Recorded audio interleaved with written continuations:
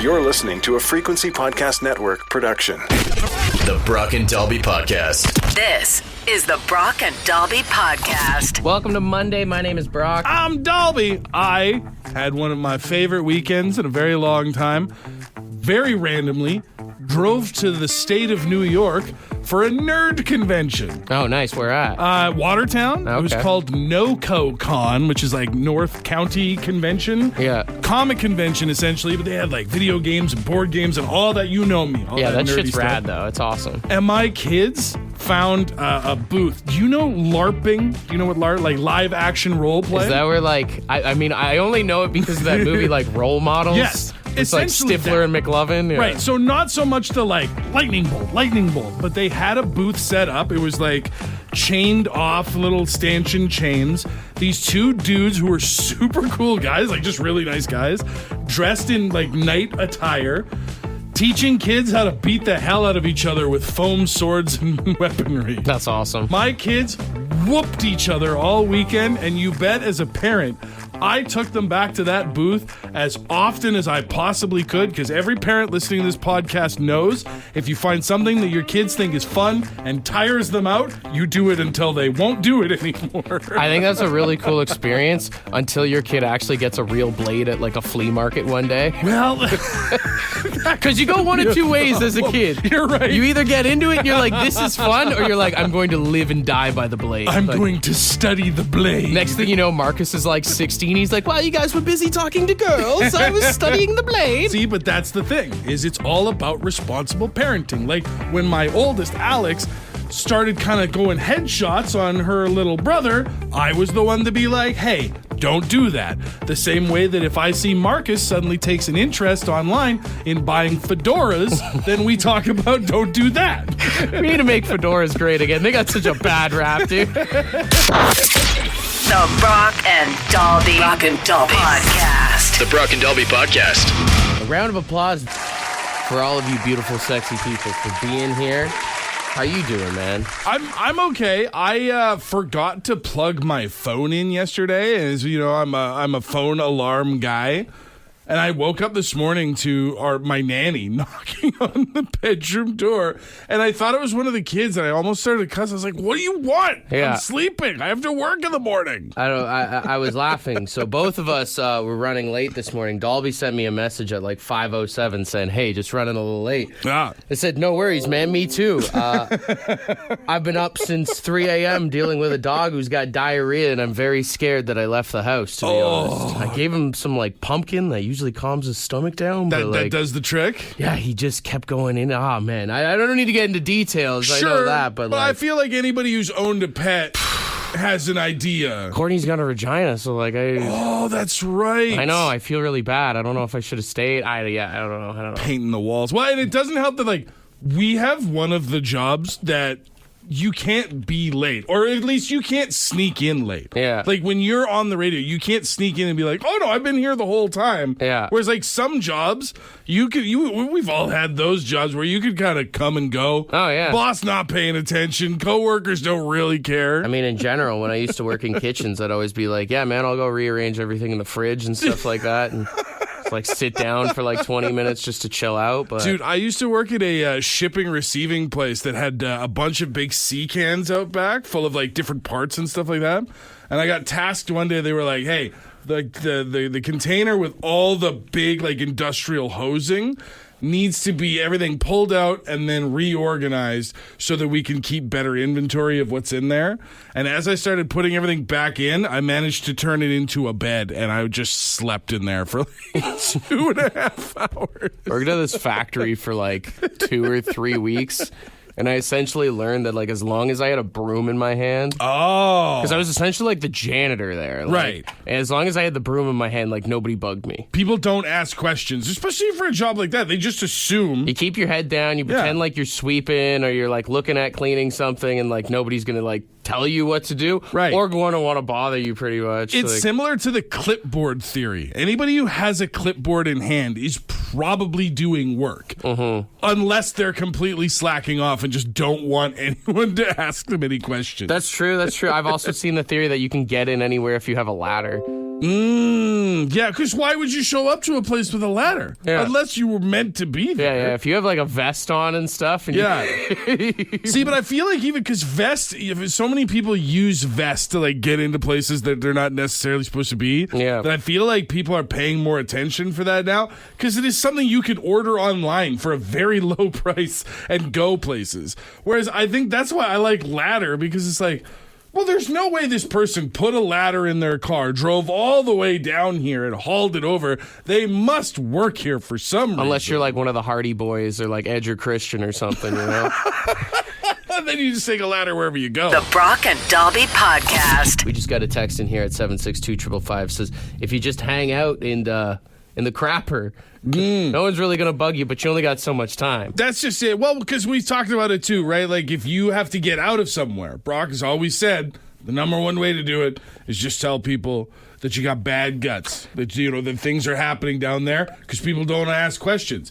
You can go to the bathroom multiple times in quick succession, and I think it has the same effect if people are like, it's annoying that they're not working, but I don't want to talk to them about it. Also, if you're just looking like you're busy, I think is the biggest thing. Like someone texted in and said, in an office, if you just walk really fast everywhere that you're going, it seems like you're trying to do something important, or at least you're trying to do it in a timely manner. That's right. Yeah, you either got to work quick or you got to look angry, annoyed even, right? Like if you're walking around, someone said like when I worked in a grocery store, customers would leave me alone as long as I had kind of an annoyed look on my face everywhere that I was going. Yeah. And it's the same if you're in an office. If you're in an office and someone's coming by to talk to you, but they see you, you could be browsing Wikipedia for your favorite superhero. As long as you're typing angrily, people are going to be like, oh, you know what? I'll just leave them be. I think you always got to have like a spreadsheet ready to open. That's the move. Alt tab, baby. That's the key right there. That's the move. I do like this one, and I never thought of this. Switzer texted in, and he says, boys, walk around with a garbage bag full of air. One, you always look like you're taking out the garbage, which is good. And if anyone asks you to do another task, you can be like, yeah, 1 sec, I just got to take the garbage out first. So, right, you look like you are in the middle of doing something, which means you have a permanent excuse to not be doing the next thing until you walk by the same person twice. And they're like, how much garbage did we go through today? And I mean, if you're at like a boss level, I mean, if you're like a site supervisor, a manager or anything, if you're on the phone, 9 times out of 10, everyone's going to assume that it's important. So as long as you keep the phone and you go, yeah, 1 second, you hold up the finger to them. Just constantly telling everybody, like, I'll be with you in a second. Yeah. I'm on the phone. Now, this all started because, we were joking about, like people can get in anywhere with a ladder and a hard hat and high-vis vest. Clipboard's good. And we do got friend of the show, Bobby, on the phone, and you say that you were actually able to use that maneuver once? Okay, ladder and a high-vis vest, okay? There was a street called Robert Street in the town where I was living, and I wanted the street sign, so I took a ladder and my high-vis vest in my car, and I drove to where the street sign was, and I got a wrench. It was like 3 in the afternoon. And I put on my hard hat and my safety vest and a ladder, and I climbed up the ladder right in the middle of the day and, like, took the street sign. People were walking by, like, what's going on? I'm like, they're just changing the name of the street. It was raining and everything. I just acted like I owned the joint, man. I still have the street signs. I think the biggest thing is like, nobody knows what's actually going on. Mm-hmm. So as long as you're confident, no one's going to question you, right? Yep. Oh, right. You act like you own the joint. Nobody questions it. Act like you're supposed to be there, you know? Yeah, buddy. This is the Brock and Dalby Podcast. And there may soon come a time where instead of the person at the restaurant you're at going, hey, is Pepsi okay? When you ask for a Coke, they may say, is Dr. Pepper okay? Did you hear Dr. Pepper has jumped to the number 2 most sold soda in North America? I mean, it's got 23 flavors of deliciousness, so I understand that. It feels like, I'm fairly certain, like, PepsiCo, the company that obviously is Pepsi, also owns Dr. Pepper. But that's got to be tough when for decades you've been fighting the fight of Coke versus Pepsi, and your own, like, sub-brand comes up and knocks you off the ladder. So you're saying the ranking goes Coke, Dr. Pepper, then Pepsi? Yeah. Oh, okay. Yeah, Coke still number 1 from what I can tell from, like, there's a lot of articles with the sales numbers and stuff like that. seems like Coke is still number one by a large margin. And it is funny because now Pepsi is like, oh, we're not worried about the number one brand. We're just worried about like total sales for the whole company. So technically, Pepsi plus Dr. Pepper means we're number one. Yeah. I mean, it makes sense in the grand scheme of a business, yeah. Which feels like the kid getting picked last in gym class being like, yeah, well, our team won, so. Now, the real question is, was there any word on where Mountain Dew laid in the rankings here? Unfortunately, most of the stories and articles that I read while sort of researching this focused on that top 3. Some went to a top 5. Mountain Dew did not factor into the equation. Damn, dude. I feel like that's my drink, dude. But that's the thing. I've been doing the Dew since I was like 13, dude. Here's where I think the problem is. I do think Mountain Dew is more popular than people give credit for. But where Mountain Dew went wrong is they got about 87 different flavors. So not one brand of Mountain Dew can ascend to the top of the ladder. I disagree. I think that shows how diverse the drink can be, honestly. It's got a portfolio. Absolutely. Yeah. But because you're splitting the vote, so to speak, to use political terms. True. Not one Mountain Dew is getting that massive number of sales. If you added it all up, I would be curious to see where it lands. I'll tell you what the problem is here. The problem is we don't live in an extreme world anymore. Like, you remember the late 90s, the early 2000s? Yeah. Everything was extreme. I guarantee you Mountain Dew was peaking at that point, dude. Everyone wanted a little bit of taste of extremeness, you know? Well, and listen, people talk about it, right? You see it on social media from very calm, very rational people who are talking about how everything in society now has been nerfed to hell and nobody does anything fun and everything's canceled. That's because we're not drinking enough Mountain Dew. I'm curious on the root beer debate on who's sitting at number 1. Is it Barks or is it Mug? Because to be honest, like, there used to be those Barks Bites Back commercials. Yeah. But I've never seen a Mug ad in my entire life. And I feel like they're still pretty dominant. I think the only advertising I see for root beer now is tertiary advertising in A&W commercials. Yeah. A&W, they're talking about the teen burger, but there's a nice frosty A&W root beer in the shot. But in terms of, you're right, Barks Has Bite used to be one of the most overplayed ads of a certain period of time. Never seen a Mug ad in my entire life, and I've never seen a Dad's root beer ad in my entire life. Their whole word of mouth got around from kids going to a restaurant and being like, yeah, I was drinking beer with my dad. That's right. Root beer. Yeah. I'll tell you this right now. If I try to give my 7-year-old a root beer and it's not Mug, he looks at me different. He looks at me like, are we okay? Are you doing okay at work? Like, what is this? He's mean mugging you over some Mug. The Brock and Dobby Podcast. Did find some other stuff I thought was interesting. I want to go through some different categories. And I'll tell you what's the number 1 in terms of sales or popularity. The stats are different.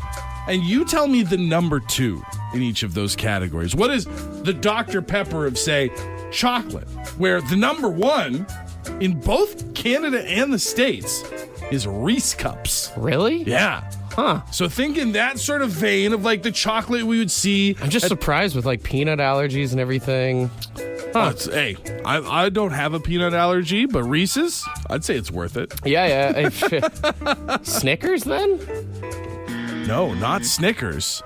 M&M's. Really? Which I would have thought would have been, again, broken up by having so many different types. Yeah. That not one could truly establish, but apparently just regular, plain old M&M's, the number 2 chocolate in North America. I never think to grab those. Now, when you go to chips, it's a much smaller list of, because there's only so many main brands of chips.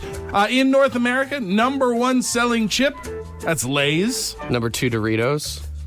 I knew you were going to say it. No? Now that you got your personal bias out. Don't tell me it's like Miss Vicky's or something. No, it's also not Miss Vicky's. Ruffles in at number 2. All dressed? Does it say specifically? Doesn't specifically have a flavor in it, but I did see the number 1 flavor is plain. Ugh. Which I assume has to be because dip exists, right? I guess. Like, there aren't that many people who are just like, I enjoy salt and potato and nothing else. I mean, a lot of people are boring. So. Cookies, no surprise, Oreo, number 1 cookie in Chips North Ahoy, America. number 2. There he is. Number 2, Chips I know my Ahoy. cookies. Cereal. Now, this one's interesting. The number 1 selling cereal in North America is Rice Krispies. Huh. Speaking of boring people, Snap, crackle, pop, baby. I suppose that includes people who are buying it to make Rice Krispie treats. I'll go number 2, Honey Nut Cheerios. I'm going to give it to you. They just say Cheerios, so I don't know if it's specifically the yellow box or if they're counting all variants. If I'm getting Cheerios, I want that nut. You know? Yeah.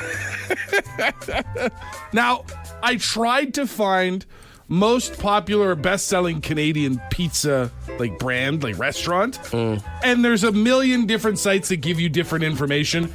I assume paid for by all the various pizza places. But I did find number 1 and number 2 in terms of Canadian, not American, Canadian chosen pizza toppings. I don't think it's surprising that number 1 is pepperoni. Not surprised at all. What do you think is number 2? Number 2. I'm gonna go ahead and put my finger on the buzzer here. Then I think I know the answer. Pineapple. That's what I would have thought as well. But in an almost dead heat, in certain years, could be number 1. Anchovies. Anchovies? Anchovies are in a almost tie with pepperoni. I don't even know the last time I've seen that as a topping at a pizza place. I will be in mere months turning 41 years old on this earth. I have yet to actually see an anchovy live and in person, which means somebody out there is eating our fair share of anchovies on a regular basis. How many anchovies need to be eaten to make the rankings on this, dude? It's tied almost with pepperoni. Think about that. That's crazy. Because even if you order a box of pizza for work, I've never seen the box of anchovy pizza just sitting around. Hey, that's because they're getting eaten up that fast, brother. People are eating plain chips on the regular and anchovies? Dude, what the hell? You know those BuzzFeed quizzes that are so much fun? Yeah, that's not what this is. It's the quiz with Brock and Dalby. All right, today's edition of the quiz is a little different. I'm not looking for you to tell me songs. I'm looking for you to tell me if there is a the in the band's name or not. There's a lot of bands that do have a the in their name, but there's also bands that for some reason we put a the in front of their name. Right, they're usually just a one-word band name, but the word just feels like it should be the in front of it. Because it makes sense when you're talking in a sentence or whatever, Yeah. but the isn't actually there. Okay. So I've got a bunch of texts in of bands that do have the, some that don't, some that we assume have the, and Right. is it up to you to figure out to the or not to the? That is the question. Somehow, this feels lower stakes than the usual quiz, but I still feel like I'm under a lot of pressure here. All right, when I say the Eagles, is that correct? Is it the Eagles or is it Eagles? I think it's just Eagles.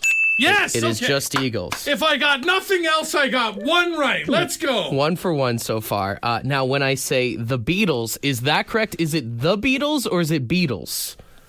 It is the Beatles. It is the Beatles. That's right, because I remember the logo has the dumb little tiny the above Beatles. That is correct. Okay. Now, this one might be a tough one. When I say the Ramones, is that correct? Is it the Ramones or is it just Ramones? Oh, I'm gonna say those are for corporate shills. No the.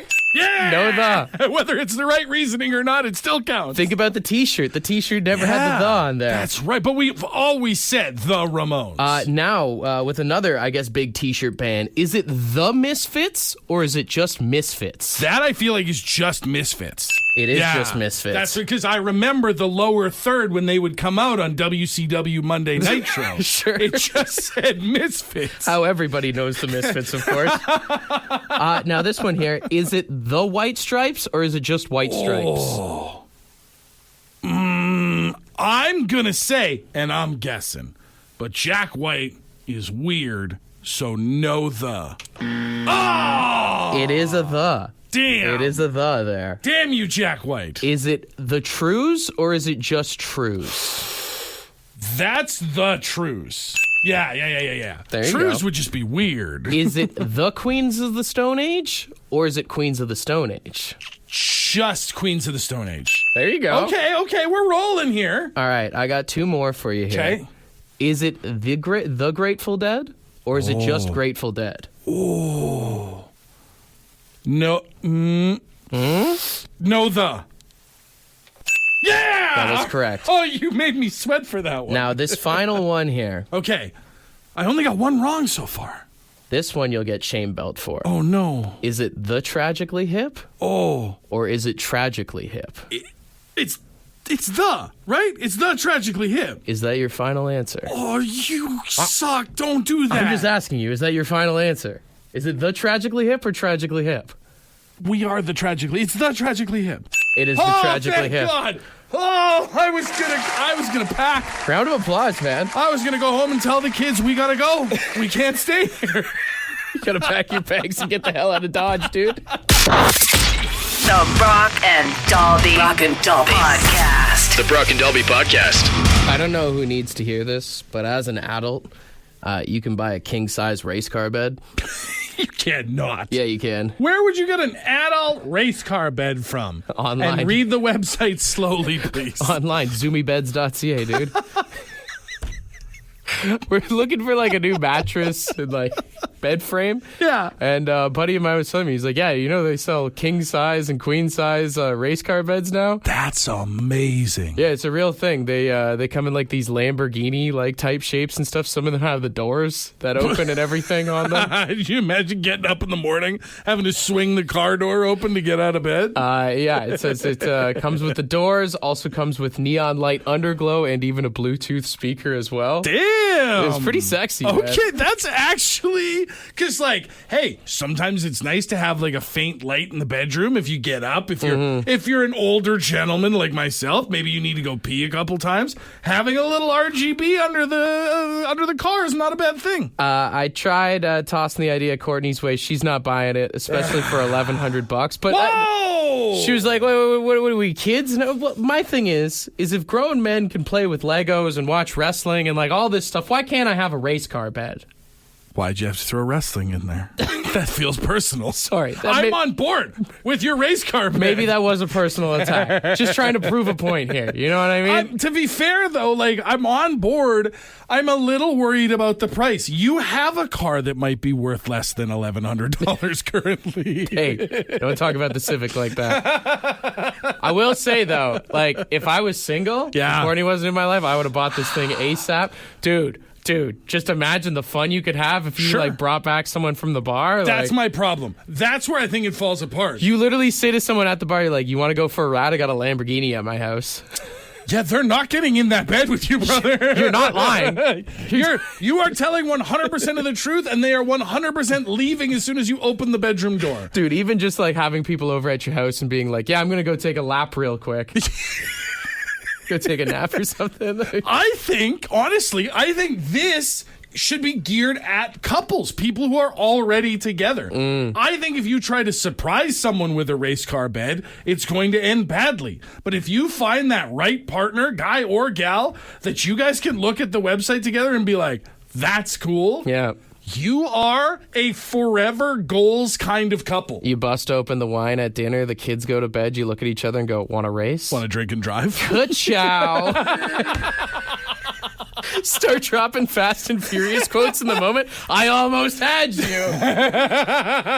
Remember, it doesn't matter if you win by an inch or a mile. I mean, this really does feel like a if you ain't first, you're last situation. It's time for Brock and Dalby's Draft. McDonald's put out a big offer to Connor McDavid. If he wins the Stanley Cup, they're going to change one of their locations in Edmonton to McDavid's. And we were kind of just riffing about how come they haven't done this before? I mean, there's so many famous people with the Mick, with the MC. Right, that would fit perfectly with the MC McDonald's branding, even if just for a short period of time or a one-day only event. So we're doing the draft of the greatest MC names of all time. We're doing the greatest MCs, but we're not talking about rappers, okay? And we're also introducing a new format for the draft in that we've previously gone 5 picks each. Sometimes we get a little lost in the sauce. It runs a little long. Mm-hmm. To make sure that we're only picking the best of the best of the best, we're tightening it up. 3 picks each. 3 picks From here. now on, Bad Drafts will be 3 picks each, and then you guys can comment on social media with who would have made your list. All right, with your Dalby 1 rock, paper, scissors, so who is your number 1 MC? I am taking this almost in protest because I think you have to take this person if you have the number 1 pick, and it's MC McNames. I hate the Beatles, but you gotta go with Paul McCartney at number 1. Damn. You gotta take Paul McCartney at number 1. Damn. All right.